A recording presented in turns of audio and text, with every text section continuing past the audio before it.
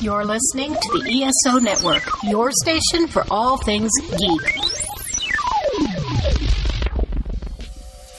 Let's get spooky. This is our station, Boo, where we explore the dark and mysterious corners of the world of horror, and we know that you are dying to listen. And welcome to the Spooky and Kooky podcast of Earth Station Boo, where we talk all things horror. So, welcome to the show. We have our lovely hosts. We have Lisa. Hello, groovy ghoulies. We have Karen. What up, my horrorholics? And I am Shannon. Welcome to the show. Today, we are going to be talking about the slasher era. It is a very unique time frame in horror history and one that a lot of us are familiar with. So, let's get spooky.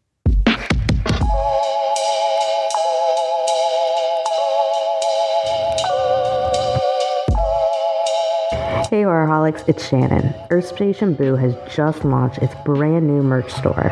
It's time to get your hands on some killer gear. From our fun logo shirts, cozy hoodies, Let's Get Spooky stickers, and Horrorholics Anonymous totes, there's something for every one of our lovely little ghouls.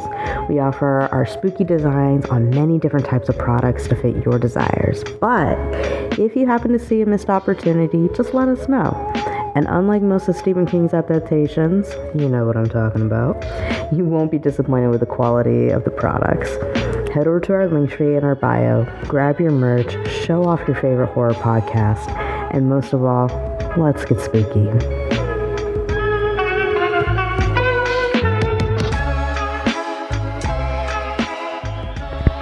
And welcome to the place where all the nerds go, to the Cigar Nerds podcast, where pulp culture and cigars collide. From comics to movies and everything in between, we've got you covered. We've got the smokes, we've got the stories, let the laughter flow. Dive into the madness of the Cigar Nerd podcast at cigarnerdpodcast.com and at Cigar Nerd Podcast on YouTube. See you there.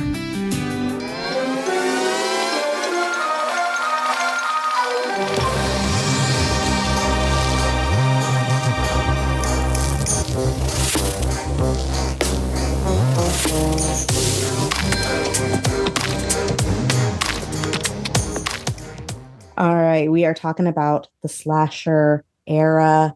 It is a time frame where a lot of iconic modern horror villains have come to light, like Michael and Jason and Freddy. So, with that being the case, we're going to talk about it. First, we're going to kind of give you like a quick history lesson, because as you guys know, we like to make sure you understand the history behind what we're talking about, because if you don't know the history, you can't really appreciate what you're getting. So what is the slasher era? It is a time period between the late 1970s through the 80s, a little bit into the 90s, when the subgenre of slasher films really emerged and took hold of the horror genre and just cinema as a whole. This has a very distinctive style. There's a lot of graphic violence. There is a relentless killer and a specific group of victims. It is kind of the hallmark of these films is kind of like a whodunit element, but it's kind of also mixed with like a high body count. And, you know, you might know who it is, but do you really know what that person looks like or who that like real person is? There's usually tons of brutal killings. Teenagers, young adults are usually targeted, but we're going to kind of like, you know, dig in a little bit deeper. But what do you ladies think about like the slasher era and what you would say defines it? Well, slasher era had its influences in the 60s films, like, you know, the Italian films, some of Hitchcock films. Mm-hmm. Yeah, Gallios. I'm not going to pronounce that. I was Giallo. Butcher it. But, you know, for me, a slasher film holds a simple formula. It's like wrongful actions causes like, you know, severe trauma that is reinforced by some sort of anniversary or a trigger that reactivates said trauma or reactivates said action. You have several, you know, cases about that. But then, there's others like, oh, we don't know why you're doing what you're doing because we just don't know. Yeah. Then you have like, the slashers who are human and the slashers who are not human. Mm-hmm. And then you have the slasher mentality of gratification and, payback. For me, there's always like some sort of finality to a slasher film. Like there's that final girl, or, most of the time it's a final girl, but every once in a while you have a final boy. The And final person. or person. And sometimes you have final couples, like Yeah. 3 people that survive, but they're final. They're like, they made it through. Yay. Until the next adventure, Scream or what you did. I know what you did last summer, but for me, the slasher follows that formula of cause and effect. The stalker, the trauma person turns stalker and murder sequence. Yeah. Yeah, absolutely. Slasher films definitely kind of the example of these giallo, like Dario Argento with all his films. And it does follow a formula. And like Karen said, there's the supernatural, the humanistic, and the revenge. I personally like the supernatural, but it just, there is always some kind of trigger that starts it all, whether it's over and over again until it's done, until you have a final person or whatever. But it's kind of gory, and for me as a special effects person, I kind of enjoy to see the diversity of what they do and see how good the effects are compared to, I've liked the progression of effects throughout the time, the time period.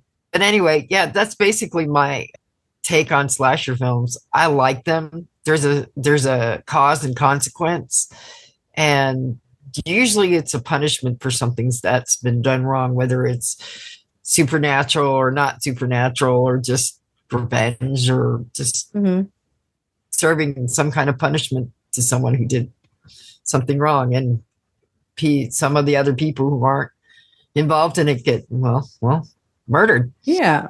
I think slashers have like a beautiful algorithm on how they form and how they make a story, and they have very specific things that need to happen.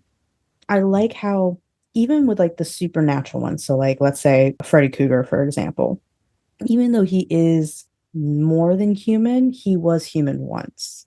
So I like how like the killer always has like a human aspect to him. But slasher films just they're iconic. I mean, especially for anybody who is like millennial or younger, that's like the horror movies that you kind of grew up watching were the slasher films, especially considering like the era that like they came about in. But we kind of talked about like the rules and like all that kind of stuff. You have a killer, and the slasher usually is masked and anonymous. Like you don't really know who the killer is. And like beginning of the movie. So like Friday the 13th, prime example. You didn't know that it was Mama Voorhees until the very end. It could have been anybody, leading up to that point. Until you go and you rewatch it and you're like, oh, it had to have been Mama Voorhees. But still, like beginning, like you didn't know that. There's usually a sharp implement of some sort. So be it knife, machete, Freddy with his gloved hand. That had like knives attached to it, all that kind of stuff. Killer is always like this imposing force. But then you have the final girl. You have that key trope of this is somebody who is going to be able to survive the killer, be it for one reason or another. Slashers are usually pretty graphic. You have pretty like I would say very creative kills in slasher films. I think like they have like some of the best ones. So like when you watch it, you're like, ooh, okay, I kind of dig how they did that. Like I know in some of the slasher films that we've already covered, we've all said that, where it's like, no, look, like this kill was pretty creative. We enjoyed this portion. But there's also like the suspense, and there's tension where you have like you can see the characters kind of just like sitting in their mind going, how are we going to accomplish this? And then Usually it's teenagers or young adults who are getting offed. And it's usually teenagers who are having sex before marriage, teenagers who are out drinking or doing drugs, teenagers who are being irresponsible, and now they're being punished for these things, which is why we have like the final girl trope, because usually the final girl doesn't break any of the rules. And so, like, it's like the good kid, quote unquote. Also, if because I've seen this, like people say hello, who's there? Yeah, don't go alone. That's one of the rules. You don't say that. You're like, you don't go alone. You don't go alone. You don't peek into a room by yourself. No. If you hear a noise, you go the other direction. And God forbid if you say, I'll be back. You're not the Terminator, sir. No. The Terminator will come back eventually. I mean, even Stu found that out. Yeah. Again, not slasher era, but, slashers did start, though, with Alfred Hitchcock's Psycho, Norman Bates. And we can do episodes upon episodes about all of that. But that movie does showcase a lot of these rules that we just kind of chatted about a little bit. But do you guys think there was a lot of inspiration for that in the films that did start the slasher era, which would have been Texas Chainsaw Massacre, Black Christmas? Probably the most well-known one would have been Halloween. So what do you guys think about like that first like quote unquote slasher that kind of like defined a slasher genre impacting those films that started the era? Are we talking about Psycho or are we talking about the first true film of the era? Because Psycho, and I think Psycho influenced the first few films of the era. It gave a lot of the rules. It gave a lot of like the structure that you needed to create a slasher film. Yeah.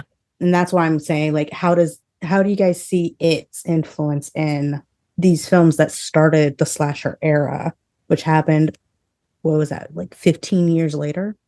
I mean, you have your killer who is basically most of the time the slasher is a male killer who's has feelings of, depending on like which male you're talking about, because some of them are like dissatisfied with their life, some of them are trying to do revenge, some of them are trying to atone for something. A lot of them are perverse. Yeah. I mean, Norman Bates. I mean, yeah. Come on. He kept his dead mama's body. I mean, technically, a lot of the first ones were sexually charged. Yeah. I think Jason's really kind of like the only one that there wasn't like a sexually charged motivation per se. No. Per se, no. But yeah, with Psycho being the way it was, I mean, you have your stalker mentality. You have your weapon of choice. You have this need. Like, Norman Bates has this need, and yet he also has this. At one point, he wants to obey his mother's rules because that's his mommy, and he loves his mommy. But at other times, he wants to be an individual, a man. He wants to be free of the constraints of his mother's invisible hold. It's actually it's visible for him, but it's invisible really because she played a lot of part in his psychology to what he was. So yeah, you can see a lot of the the inklings of Psycho and like movies like Psycho and A Peeping Tom in slasher films that came 15 years later. And I think without some of these earlier movies, we probably wouldn't have hit the slasher film like later. It probably been like much later. With these beautiful psychological horror movies, it keeps you guessing on who does what, who did this, who killed all these women. We wouldn't without these we wouldn't have, like, we probably would, like, say like 20-30 years later down the road, but that's too far off. So I have to give props to where props is due to all the movies that came before, even though there were kind of sprinklings in the 60s and some in the 70s. It was like later on and you're like, yeah, we have a real film genre on our hands. Yeah. But yeah, I think everyone should analyze Psycho and see, break it apart and see where the slasher era came from. Even if you just have to read, read the plot. if you don't want to watch the movie, because some people don't like black and white. I don't understand it, but it is I what it love is. black and white. Even if you don't like black and white film as a whole, I still personally feel like Psycho is one of those films you should see. It should. Absolutely. And Yeah. not because of anything other than this is peak storytelling. This is peak cinematography of like you. I don't think we would have film and storytelling the way we do today if it wasn't for Psycho, if it wasn't for Alfred Hitchcock and how he developed things. And Psycho was the movie that he did that with. Yes. And you all know my mom is not a horror fan. She does not do gore. Psycho is one of those films that she loves watching. She actually really likes watching Hitchcock stuff. So even if you're not like a horror fan, Psycho is something you can watch because you can still connect to it. There's so much there psychologically and empathically that you can just be like, okay, I get it. You know? And even though it isn't part of the slasher era, it gave a lot of influence. Lisa, what are your thoughts on its influence? Oh, well, first of all, definitely the psychological trauma for sure was the trigger. And yeah, Norman, he had all these issues trying to listen to his mother, but also his connection with his mother is similar to that of Friday the 13th because Jason is avenging his mother's death after, whatever. Yeah. So there's that connection. Also, when we were, not really sure if it was his mother killing or Norman killing, you had the shadowy disguise where you didn't see the killer's face for a while in Psycho during like the shower scene. You didn't really see it at the beginning, so it was kind of disguised. But the whole suspense thriller, using the knife, killing somebody in a vulnerable, like the shower scene, it's just all of it together. And honestly, I think the black and white enhances the whole thing a lot better. Oh. But yeah, I think it inspired a lot of aspects to the slasher and, films. And I think they got a lot of things, the disguise, the psychology, the avenging, the no rules, kill the pretty girls that are doing, or men and women that are doing things they shouldn't be doing, that kind of thing. Yeah. So I think it did influence a lot. Yeah. So some key movies of the slasher era that we're gonna, just so people can really understand, like, okay, like what's encapsulated here. You have it with the birth of Texas Chainsaw Massacre. That one was a little bit more popular than Black Christmas, but they both released around the same time. Then you had Halloween, you had Friday the 13th, you had Nightmare on Elm Street, you had The Burning and My Bloody Valentine. Those were kind of like all there at like the beginning. And then it just spiraled. You had all of these films go into sequels. You had the birth of Child's Play. I mean, how you really it's funny because to this day, like it's I love Child's Play, but I have a cousin who's named Chucky. So different from Child's Play Chucky, and he was the cutest little boy ever, where Chucky was not. Yeah. But when you say Child's Play, I always think of my cousin Chucky. Yeah, but we had like so many other films, but like those were like kind of like the ones or franchises really that kind of like made a mark. The reason why this is kind of part of like a renaissance for horror was because like originally, like in the golden age, you had Dracula, you had Frankenstein, you had, the Invisible Man, Wolfman, and like you had all these like iconic characters that you didn't really have through the 60s and early 70s. And then all of a sudden, we come to the slasher era and you have Leatherface. You have Michael Myers. You have Jason Voorhees. You have Freddy Krueger. Like you have these characters that people are like, I gotta go see the next Freddy film, or I gotta go see the next Jason film. And they became like these iconic things. But I think the reason the slasher era kind of was as short as it was especially in comparison to like the golden age, which was decades worth.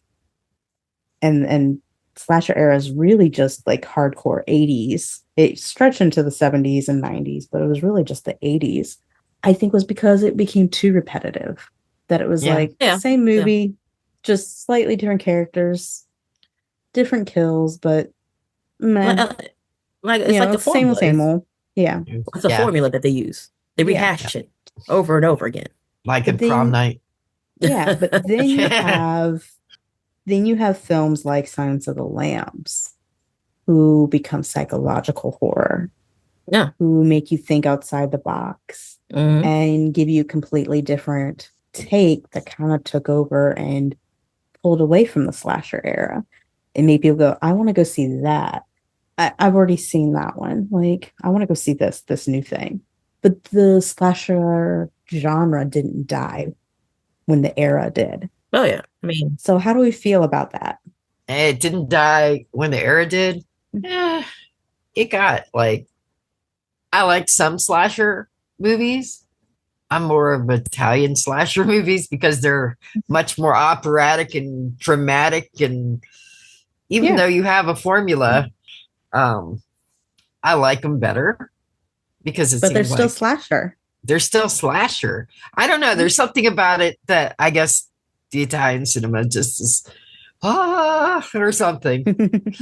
But and it was funny to watch Dario Argento kill his daughter over and over again. But anyway, I don't know. It just seemed it was still there for all the people who liked it, but it just, I don't know. It's just not as fun. It seemed like it turned more comedic to me and not as frightening. Yeah. So then it got kind of boring because you're like, we know what's going on. Yeah.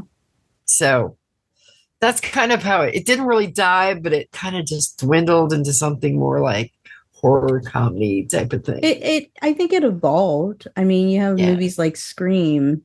Yeah. Who said, okay, yeah, we know that you guys know the formula. We know that you guys know the rules. Well, guess what? The characters themselves know the rules and are going to play into that. I mean, the fact that you had Stu and I want to call him Skeet, and I know that that's not his name, Billy. Billy Loomis, I think. No, yeah, I was like, yeah, his name is not Skeet Ulrich in the film. Shannon, come on. But you had Stu and Billy, who loved horror films, who loved slasher horror films, and they knew the final girl rules. They knew the tropes. They knew the, don't be in a room alone, and the I'll be right back. Like, they knew to make fun of a lot of that kind of stuff. And so they kind of changed up the rules a little bit. So did Cabin in the Woods. Oh, yeah. It was very much like, okay, we know that there's these rules for horror and for slasher films. And like, we're changing up the rules, reintroducing them in a different light. And I thought that was kind of interesting how it evolved. Still kept to it, but it evolved. Karen, what about you? You could say the same thing for like the other ages, like, we have like the golden age and then atomic age. We still have monster movies. We're still going to have alien X type movies because the era never really dies. It kind of like evolves into something new because, the predecessors. It fizzles, but it doesn't really die. It's there. It's there in the background until they make their reemergence. Like right now, we're having a reemergence of the monster. The golden era. Universals. Yeah. Universals. You have Wolfman. You have Frankenstein that's coming out. Nosferatu was just released. Yeah. So there's going to be a surgence of, of different types of errors. The Mummy. Yes, The Mummy. Yeah. Brendan Fraser, his Mummy was the best. I agree. I mean, yeah, it had that comedic, you had your action, you had your suspense. And then, you had your bit of horror in it because of the Mummy and how he looked. The practical, they should have used practical effects throughout the whole thing, but, sometimes you have to use CG. Yeah. Because, over time, CG does not age well. No, it doesn't. No, it does not. No, it does not. But you know what? For the Mummy, even with like the bad CGI, It was still good. It's still a bop. It is still a bop. I mean, Yeah, it is. Like I enjoy it. I quote things from it all the time. Like just the other day, somebody was like, "Oh, I'm over like here, meet me over here," and I'm like, "You're on the wrong side of the river," because you were supposed to be on the other side of the road. But like that's how you have a good movie. But a lot of the slasher era, even though it kind of became campy and cheesy, it still lives on. It does. Like, my favorite, even though most people don't think of this as a slasher film, I like Hellraiser because of the creative kills. You do have your final girl. Yeah, you know who the killers are. Yeah. Because they straight up tell you who they are. Yeah. It's like, we're going to tell you. Yeah. Like, we're going to tear your soul apart. We're going to tear your soul apart. You opened up the box. Oh, you're going to bargain with us? Oh, a soul got loose? No, ma'am. No, sir. I mean, to this day, I will rewatch Hellraiser 1 and 2. After that, I'm like, I'm good. No, I haven't seen the one on Hulu yet. I mean, it's the same way for other slasher films that I like to watch. 7 could be considered a slasher film if you think about it. Yeah. Because, you have your moral, corrupt people that are being taken care of. Mm-hmm. And you don't know who's doing it until the very end. Yeah. Which Saw? The same thing. Yeah, Saw, I believe, is considered a slasher. Mm-hmm. Yeah, because you have that ambiguous killer. Mm-hmm. Like, yes, we know who it is, but like the victims don't really know. And for the first film, you didn't know who the killer was until the very end when he got up. Yeah. But it has evolved. It's not it's not quite the same as Freddy, Jason, and Michael, but it's of its own thing. There's actually an amazing artist that I love. Drex 9 Studios is, I think, his studio name. And he does these amazing portraits.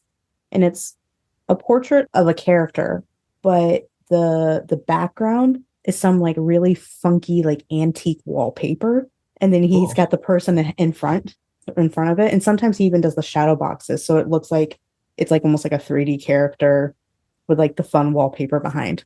And he paints all of it by hand.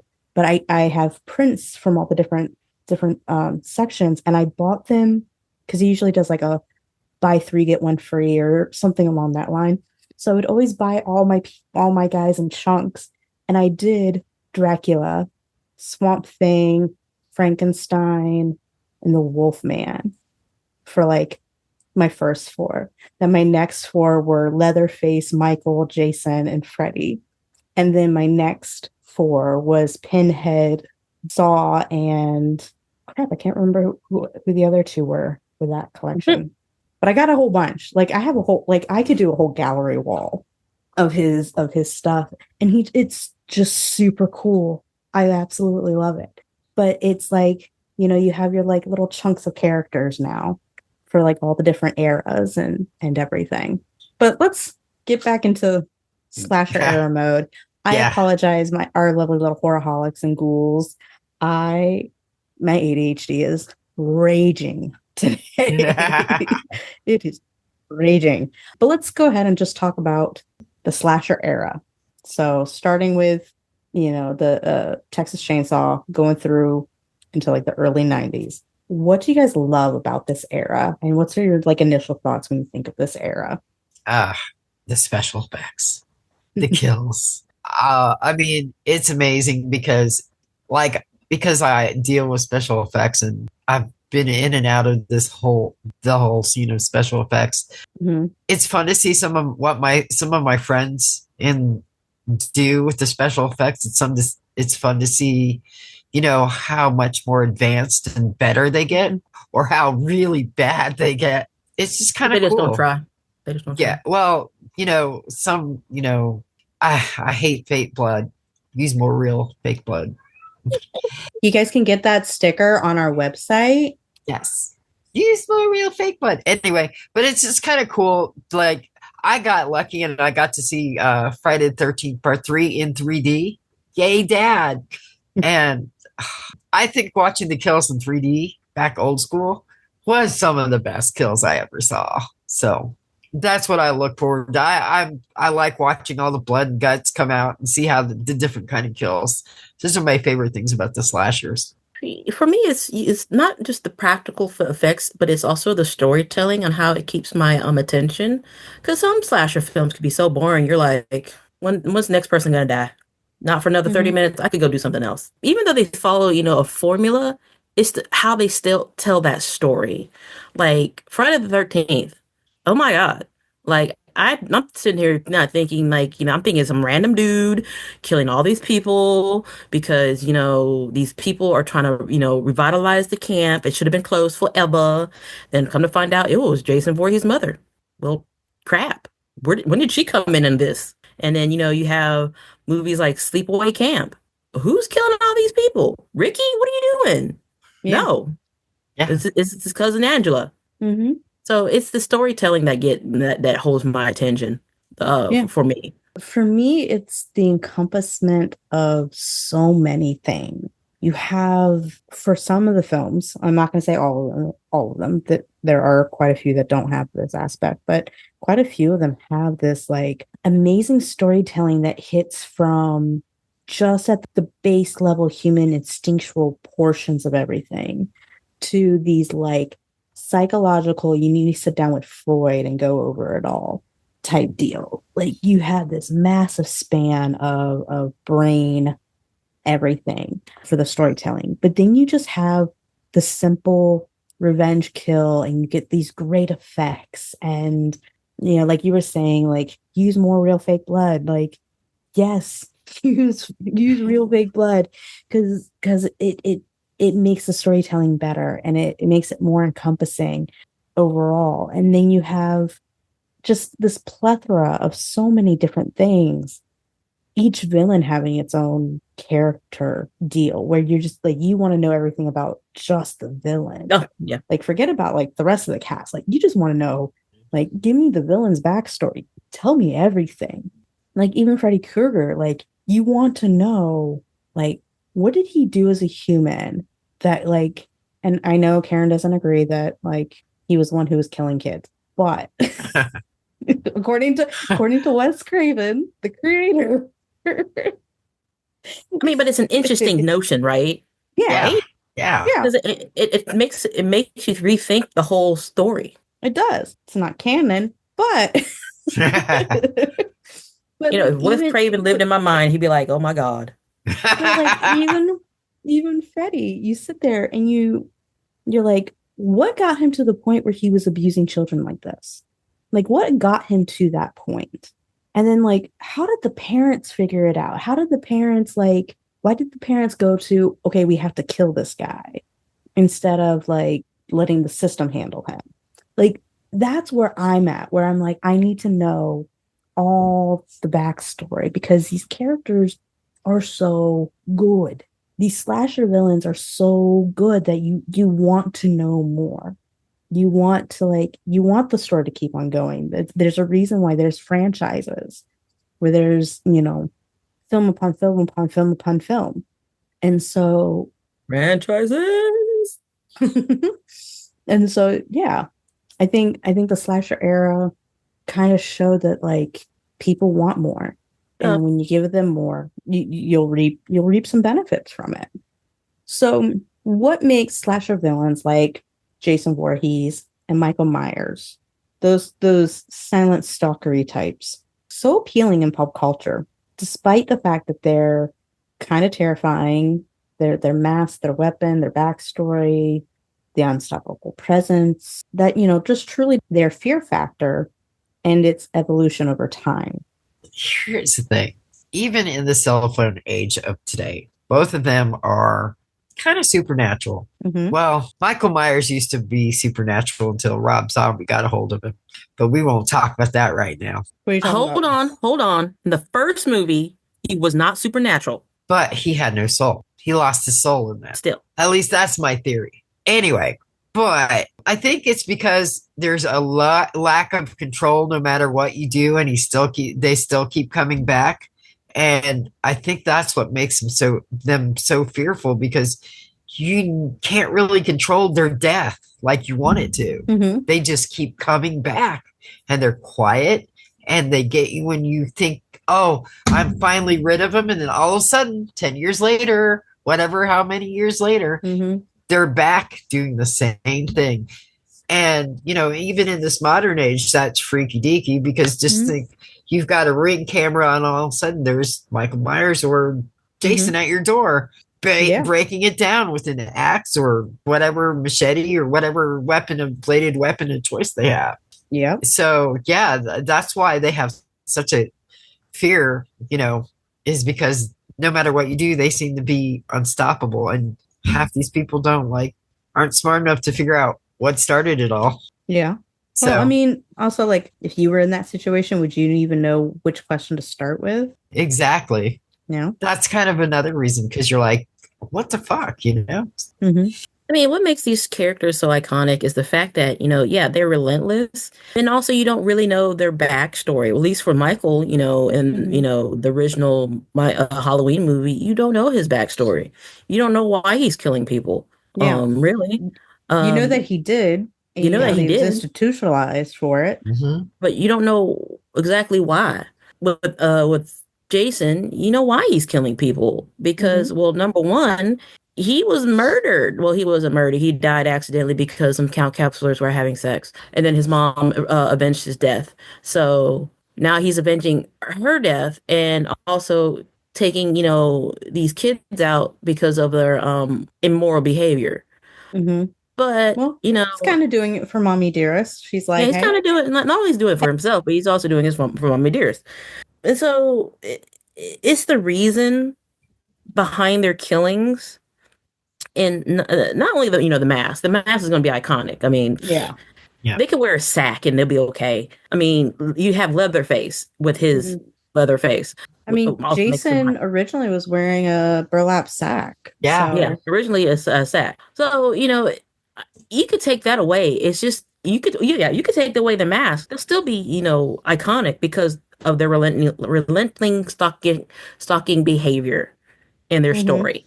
I think the mask adds like a bit of mystery and air and you know, fear. Yeah. If you see the human side of it, yeah, you're probably not gonna be afraid, but at the same time, you'll be like, "Oh shit, he's about to kill my ass. Let's run."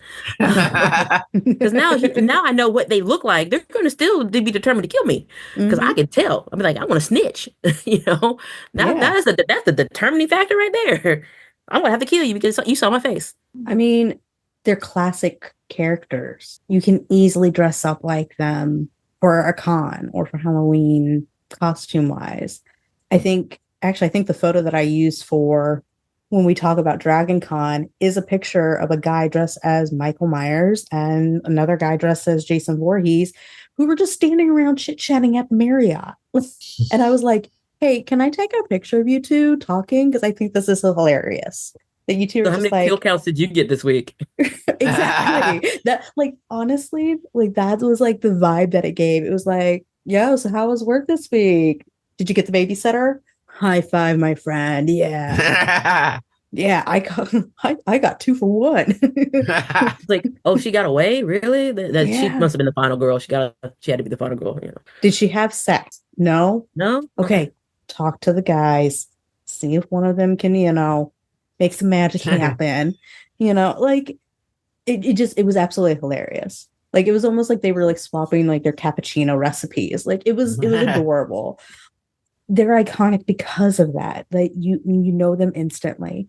You see them, you know, you see a guy in black boots and a blue coveralls and a really weird looking, you know, William Shatner mask, and you're like, Michael Myers instantly. I mean, you don't even have to actually see all of that. You could see literally just the silhouette and go, oh, that's Michael Myers. That's the guy from Halloween. Jason's the same way. You know, as soon as you see the hockey mask, you're like, oh, that's Jason. I mean, and if you're a really hardcore Friday the 13th fan, depending on which hockey mask is shown, you can say, oh, that's, you know, the hockey mask from 3, or that's the hockey mask from when he went to outer space, or, you know, like, you know. Let's not talk about outer space. That's not. Kane did a good job. You gotta give him credit where credit is due. It was creative. Yeah. They also did a Leprechaun in Space movie, okay? they were trying to be creative. Yeah. But like you can look at them, you can look at just a silhouette of them and you know that it's them. You can tell it's one of their movies because there is a significant thing. And I think that's what makes it so easy for them to be infused with pulp culture and to be considered iconic creatures for horror. I even as it's evolved, the essence has stayed the same. And I think that's kind of a key to it. We kind of talked about the creative kills and creative storylines. Which slasher film had the most creative and or shocking kills? And why do you think it stood out? What are you guys' thoughts on how like the kills evolved over the course of the era? Because you had like Texas Chainsaw Massacre, there were some creative, slasher-esque things throughout that film. But if you turned those humans into animals, they were very like standard-esque for like how you would handle like moving cattle or, Yeah. butchering, animals and things like that. But for it being a human was like the twist. How do you guys think like from going to that to essentially like what you get in Scream? Because even though that's like mid 90s, it kind of was like it still kind of highlighted a lot of like the end of the era kind of killings. What do you guys think about how like everything has shifted? I mean, I guess I have to say the pool of the waterbed scene with Johnny Depp's character. I mean, that was kind of creative. Yeah, you don't get to see his death live, but you just saw the end result of it. Oh yeah. Yeah. That's like the only scene from that the slasher era that stood out to me. But if we go beyond that, it'd be seven. It'd be seven. Okay. Yeah, I would have to say Friday the 13th 3D when the guy was doing a handstand and he came down right between his legs. That was pretty damn cool, especially when it fell into your glasses and it felt like he was falling into your lap. Mm-hmm. That really marked me. I like not scared, but I just like, ooh, that's epic. Yeah. So that, and there's a couple other kills, but that one I remember the most because I really, the way they not eviscerated, cut him in half. It was just kind of cool because it was so perfect. Yeah. It, even for the the special effects of that day, they did a great job. And I agree with Karen. I like the TV waterbed scene now. All the blood. That was fantastic. Oh yeah. No, like that was the scene I was gonna say. Creativity wise, to get like sucked into a bed and then just have this geyser of blood. And for it to also be a scene that was considered like the goriest scene in cinema for decades, I think. I think it was a while before anybody upstaged it. I feel like it stood out because people who don't even really like horror know that scene. They're like, oh yeah. I know the geyser scene. I remember like the whole room getting painted in blood. I feel like Friday the 13th had a lot that were really kind of fun, like him like stabbing through, the mattress. Like that was kind of cool. Or the very ending where he comes up out of the water. Actually, his mom went through the mattress, but then he came up out of the water and got the final girl. Like, I thought that was kind of neat. Like, those are kind of like iconic things that just, it kind of sticks in your mind. And you're like, oh, wow, yeah. Like, Exactly. that was cool. That kind of stuck.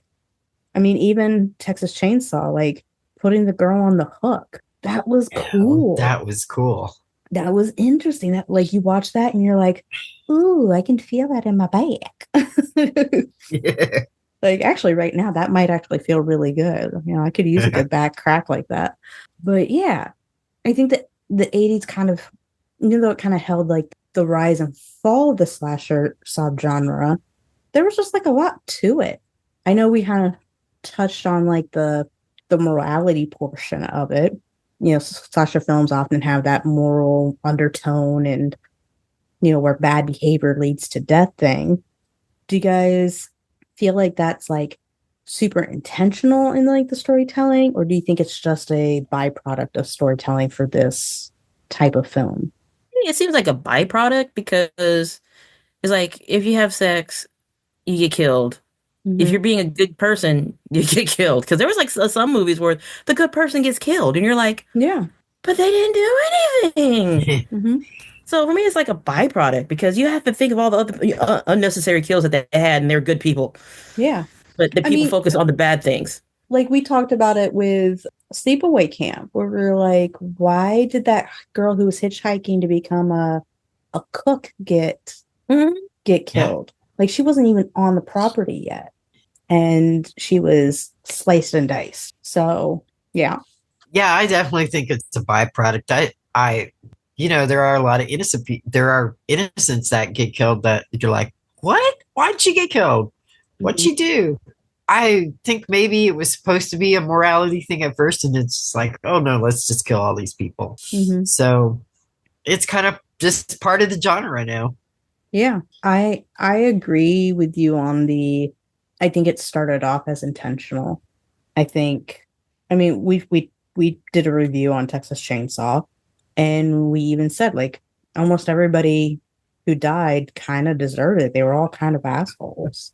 I think it was intentional. I think at the beginning it very much was if you're a good person, you're not going to get hurt. And then it evolved to you have to be the final girl and follow all the rules to not get hurt. I'm not mad at how it has evolved, but that doesn't mean that there's not other ways that they could do storytelling. Hey, were you the good kid who didn't drink or smoke or do drugs or have sex before marriage, or like it doesn't have to be that. I mean, you can still have it be like, okay, this is like a good decent person versus like, oh, this is like a shitty bully or troll or whatever you want to call them. It kind of reminds me of trying to be a PSA warning, but it kind of fell short. Yeah. Like reefer madness. Oh God. God. Oh man, I'm so hype. But we've talked about the final girl trope quite a bit, and it is kind of like a staple to slasher films. What are you guys' thoughts on the trope itself? How it's evolved over time, and especially into like in that era specifically, because you can kind of see how it progressed, but then also how now outside of that this era, because the slasher era, like I said, it was really just the 80s, but like culturally everything's shifted. And do we think the final girl from the slasher era is now considered more like a damsel in distress versus like a badass lady who, made it out by the skin of her teeth? It depends on what type of story you're telling. Yeah. To be honest, it depends, because sometimes you can have a badass. You're like, yeah, she changed about the story.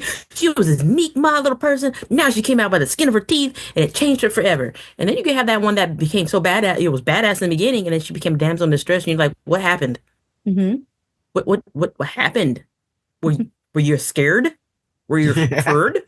Let's take Laurie, Miss Jamie Lee Curtis's iconic character from Halloween. Like, let's look at how she's evolved. Yeah. Oh yeah. She understood the assignment. After the first one, the second one came, she was like, here we go again. Yep. But sometimes I think the trope tends to get overplayed a lot. Okay.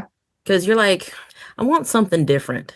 Mm-hmm. Like even with when you come all the way to Scream, you're like, we all knew Sydney was going to be the final girl, but we just don't know how her evolution would become. Mm-hmm. We all knew she was going to be the final girl. Is she going to go like is she going to whimper and take it, or is she going to fight back? What about Gail being considered a final girl? Gail too. I mean, even though she didn't have that much screen time, but still, you knew something was going to happen with either between Gail and Sydney. One of those was going to come out alive.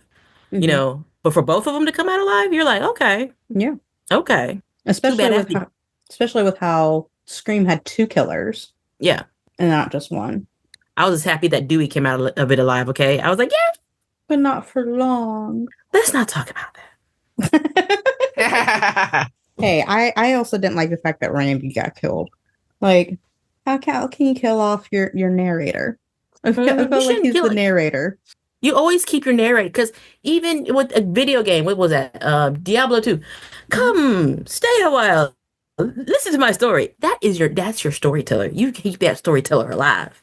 Randy was the storyteller. I was like, when he got killed, I was like, that's some fucking bullshit. He should have stayed. When it comes to the slasher era, what is like the movie for you that you're like, this is the era. This represents the era. You have to watch this film if you want to truly understand the slasher era. I would have to say Friday the 13th. Okay. I mean, I love Halloween, but I don't know. There's something about the Avenging Ghost that is just out there. Okay, how about this? I'll rephrase. Okay. You have to put together a film marathon that highlights the slasher era. What films would be in your festival / marathon? So you can pick a few. Okay. Of course, we'd have the original Friday the 13th, the original Halloween. We'd have the second. Well, I'd say we'd have Friday the 13th 1 through 4. Okay. And then I'd have Halloween up to I'd say about the 4th one. I think that's where he gets kidnapped by a cult. I can't remember that one.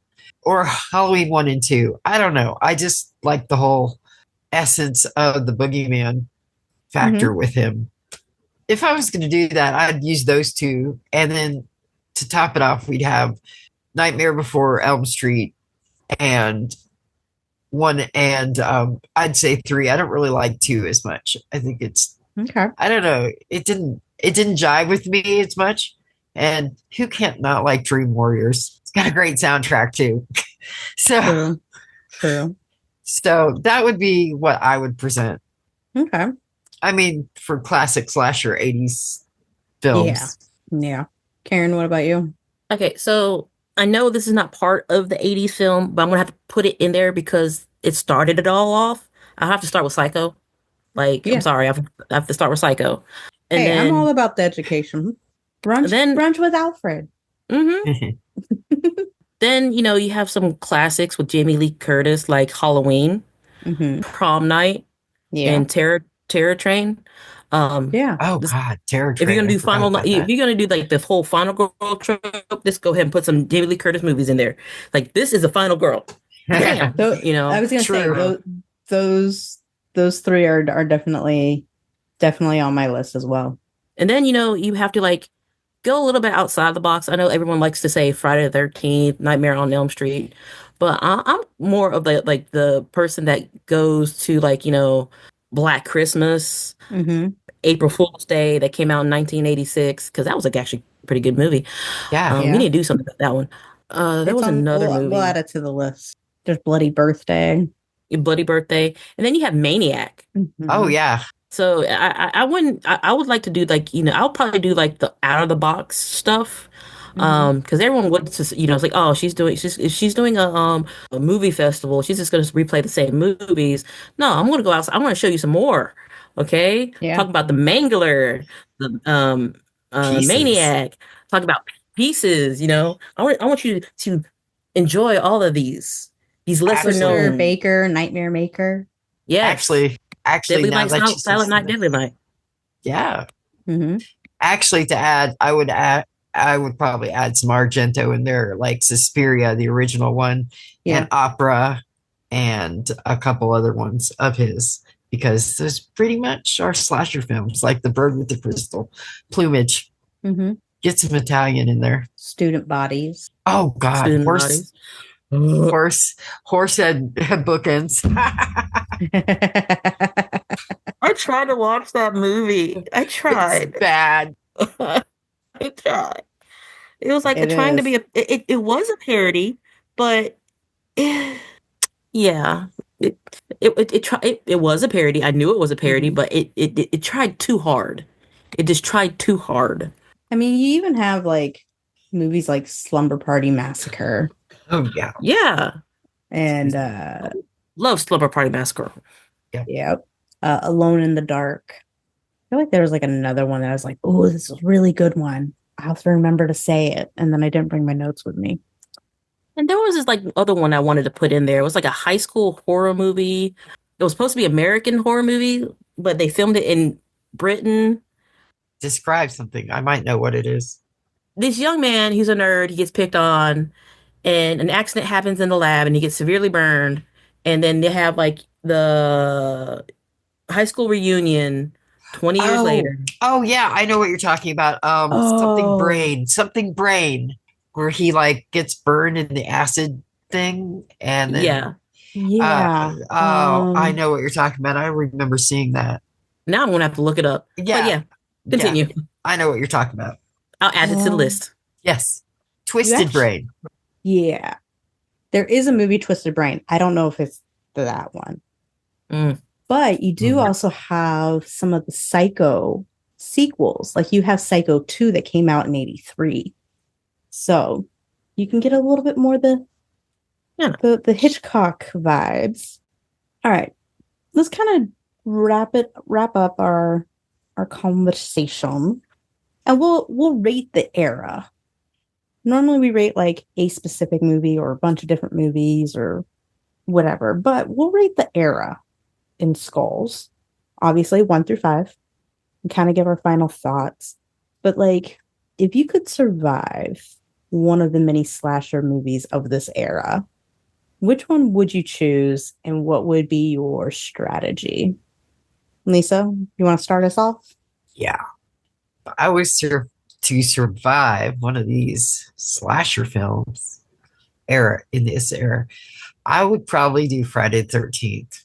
Yeah. One, because it's a lot easier to hide in the woods. Mm-hmm. 2, there's plenty of weapons to use against him. Okay. And maybe somewhere on Camp Crystal Lake, there's some kind of secret or something that can help you stop Jason. There you go. There you go. I would definitely be the final girl. And I'd find one of the old high heels that the girls lost and use it against him. Because I'm not going to run in high heels. You know what, though? Most of the slasher films, I feel like the girls aren't in high heels because they're usually at a camp where they're out Yeah, that's in the middle true. of somewhere. So they're running in sneakers. I mean, you have to. Yeah, you have to. I would rate this genre, this era, Mhm. 4.5. Okay. It's fun era. I mean, it gets a little repetitive, but Yeah. it's still fun to see all the different kills. And Yeah. there's so many varieties. So, yeah, that's what I'd Okay. give it. Groovy. Cannon, what about you? What would you rate the era? And then on top of that, which slasher movie are you surviving and what's your strategy? And final thoughts on the era as a whole. I mean, my final thoughts on the era is it's a 5 out of 5 because you get whatever you want and need in that era. I mean, you could have like a high school horror, you could have some sort of trap horror, psychological. There are some psychological horrors in there as well. Yeah. Comedy horror. So the Holiday. slasher era lends to a lot of things. Holiday horrors. So I give it a 5 because that's usually my go-to when I want to watch something that I don't feel like, paying it that much attention to because I already know what's going to happen. And until I find something that like, oh, I've never seen this movie before. I'm going to pay attention. So for me, I would probably survive Halloween just because of the sheer fact that I'm going toe to toe with a human being. I do not run away. Mm-hmm. A lot of times I don't have that flight mentality. Yeah. Because I don't know why I don't have that flight mentality. I should have that flight mentality. Everyone should have that flight mentality. I guess it's because of years of going to haunted houses. Yeah. So yeah, a dude in a mask slowly lumbering my way does not frighten me as it should. But my strategy is to basically Jamie Lee Curtis the shit out of him. There you go. Absolutely. There you go. And also put his ass through a wood chipper. Yeah. There you go. There you go. Good. The slasher era. It is what modern day horror comes from. It's what a lot of newbie horror people find and fall in love with. And so it holds a very special place in horror history. And I'm glad to have been born in the middle of it. Like, to say, hey, I was born in the middle of the slasher era. It's kind of fun. It's kind of cool to say that. So, I mean, just by my presence, it should be a 5. But, but I'm actually going to give it a 4.5. I think because it really was only the 80s, not that it didn't, blend into previous eras and ages and post eras and ages, but it didn't withhold the test of time in its prime. I feel like it was very much a flash in the pan kind of era, and no fault but their own, because they did depend so heavily on the formula and sticking to the formula and not evolving to make it more until it was a little too late. But I would actually pick Texas Chainsaw Massacre, and my strategy would be not walking into somebody's house without knocking. Yeah. And yelling hello. Yeah. But beyond even that, let's say Leatherface just kind of came out of the blue and started like running at me. I was on track team when I was in middle school. I'll book it away. Like, homegirl will run from a chainsaw wielding maniac who's wearing somebody else's face. Yeah. That's not something I'm willing to fight. Now, if I had to, I'd go for the knees. You go for knees, you knock big man down, he can't come after you. Yeah, knees. True. Very true. Go for the weakest knees. point, man. Go for the knees. Because if they can't walk, that's what my you. Instructor always told me. Yeah, the head follows the body. Knock at those knees. There it goes. So our lovely little ghouls, our fellow horrorholics, which slasher film from the slasher era is your favorite? And which one would you want to be in so you could survive it? And how would you do it? We really would like to know. It's going to be a question. We want to hear your answer. So come hit us up on all our social media. We are on Instagram, TikTok, X, Threads, Blue Sky, and we have a cool Facebook group. So please come join us there.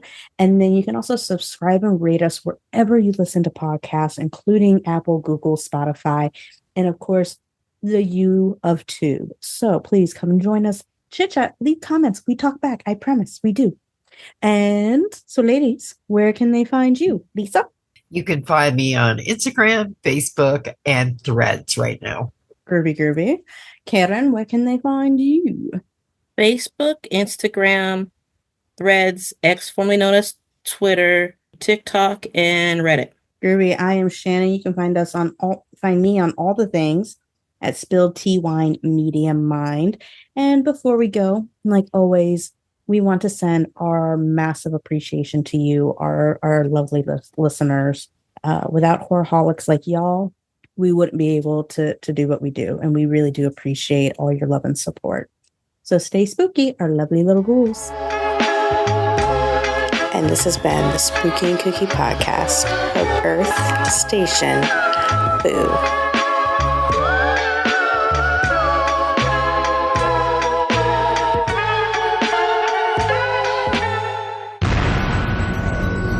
This has been a broadcast of the ESO Network.